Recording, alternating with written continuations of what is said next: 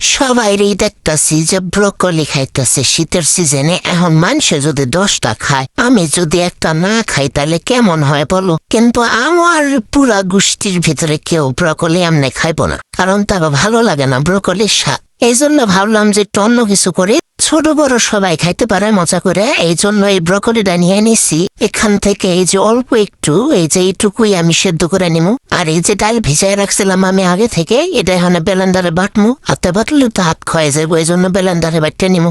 Blender ক্ষয় করার পরে আমি এই ডালগুলার ভিতরে দিয়ে দিমু হলুদ, গুঁড়া মরিচ, ধনিয়ার গুঁড়া আর লবণ আর আদা রসুন বাটা আর পেঁয়াজ, সেদ্ধ করে রাখা ব্রকলি গুলা আর কিছু ধনিয়া পাতা আর একটু তেল সামান্য দিয়ে এগুলা ভালো করে মাখাই নিমু। কি ব্রেন খাড়াইছি, বোঝাই যাইতাছে না যে ব্রকলির বড়া নাকি অন্য কিছুর। এইভাবে করে নিয়ে আমি বড়াটা এখন ভাজা শুরু করবো। একটা কড়াইতে তেল নিয়ে নিছি। এই পরিমাণে তেল, এর বেশি তেল আমি দিতে পারবো না, তাইলে আমার মায়েরা ফাঁসিতে ঝুলাই দিব। অনেক মানুষেরই আমি দেখছি কড়াই ভুইরা তেল নিয়ে তার ভিতরে কি সুন্দর করে ভাজে। আমারও মন চায় আমি একটু এরকম করি, কিন্তু আমার ইচ্ছা থাকলে কি হইব, উপায় নাই। তাই আমার যতটুক আছে আমি তার ভিতরেই খুশি থাকি।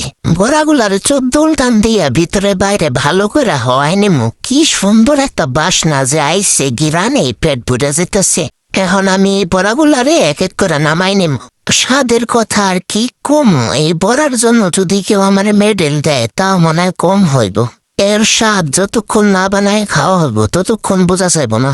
কেউ যদি আগে বানায় খাইয়া থাকো কমেন্টে জানাই। এখন থেকে পোলাপানের স্বাস্থ্যেরও আর চিন্তা নাই, আর বড় মানুষের স্বাদেরও আর চিন্তা নাই। এভাবে ব্রকলির বড়া বানায় খামো। ভিডিওটা ভালো লাগলে প্লিজ এখন সাবস্ক্রাইব করে দিও। আবার কিছু বানাইলে ভিডিও নিয়ে হাজির, মানে ততদিন সবাই ভালো থেকো।